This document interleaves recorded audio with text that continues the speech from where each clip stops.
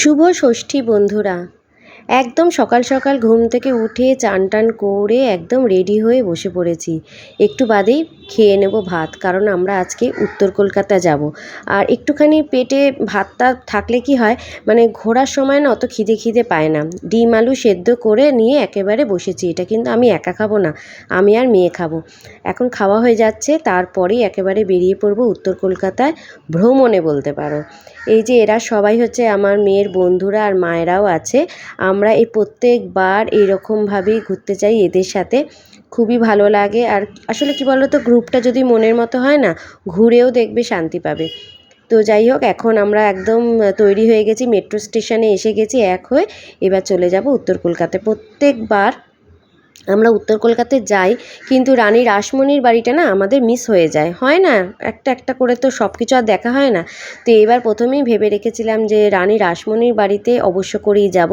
দুটো বাড়িতেই গিয়েছিলাম, যে ছোটো বাড়ি, ছোটো মেয়ের বাড়ি যে জগদম্বা, ওর বাড়িতেও গিয়েছিলাম সেখানে। আর খুব ভালো লাগছিল, মানে মনে মনে এটাই হচ্ছিল যে আজকে আমরা এই বাড়িতে গেছি। একসময় এই বাড়িটাতে কত না নাম করা সব ব্যক্তিরা সব এখানে এসেছেন, সেটাই যেন বেশ ফিল করতে পারছিলাম। বেশ ভালো লাগে। আর আমার না এরকম ওই থিমের ঠাকুরের থেকে এরকম আমার বনেদি বাড়ির ঠাকুরগুলো দেখতে বেশি ভালো লাগে। আর খুব ভালো লাগছিল, যেটা অনেকক্ষণ এখানটা আমরা কাটিয়েছিলাম। আর আমরা বলতে পারো এবার বেশিরভাগ উত্তর কলকাতাতে না আমরা বনেদি বাড়িগুলিই আমরা বেশ দেখেছি। অনেক জায়গা দেখা হয়নি, হয়ে ওঠেনি আসলে।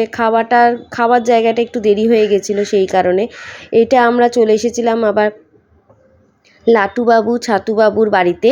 তো এখানেও আমরা অনেকক্ষণ বসেছিলাম, বেশ ভালো লাগছিল। আর দেখো, এরা কিন্তু কয়েকজন আছে যে এরা এই বাড়িরই সদস্য, তারাও আমাদের সাথে এখানটায় সামনে সবাই বসেছিল, ফটো তুলছিল, পুজো দেখছিল, এই রকম বেশ ভালো লাগলো। আর একটা পুরনো দিনের বাড়ির যে একটা ঐতিহ্য, সেটা যেন সব জায়গায় জায়গায় ফিল করতে পারছিলাম, বেশ ভালো লাগে।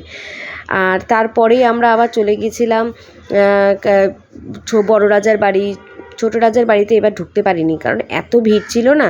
ঢুকতে নিশ্চয়ই পারতাম, কিন্তু ওই অত ভিড় ঠেলে যাওয়ার ইচ্ছা এতটুকু হলো না। বড় রাজার বাড়িতেই গিয়েছিলাম, সেখানটাও খুব ভালো কাটালাম। আর ঢাকের আওয়াজ দারুণ লাগে, আমার তো ভীষণই ভালো লাগে। কেন জানি না, ঢাকের আওয়াজ শুনলে আমার দুই চোখ দিয়ে যেন জল পড়তে থাকে, তাই জন্য খুব একটা সামনে বসে থাকতে পারি না ঢাকের আওয়াজের সামনে।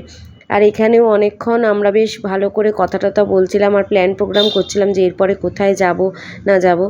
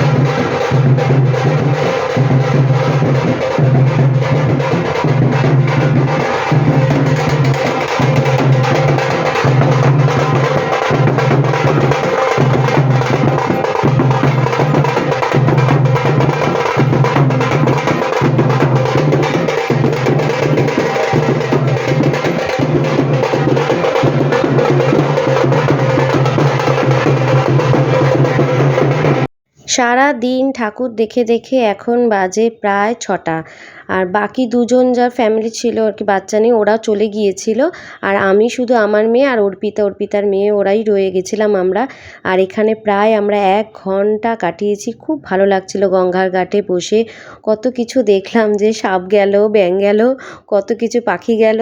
খুব ভালো লাগলো আজকে এই সন্ধ্যেটা, ষষ্ঠীর দিনটা সত্যি খুব আনন্দে কাটালাম। আশা করব তোমাদের এই ভিডিওটা ভালো লাগলো, আর আশা করব তোমরাও পুজোটা খুব ভালো কাটিয়েছো।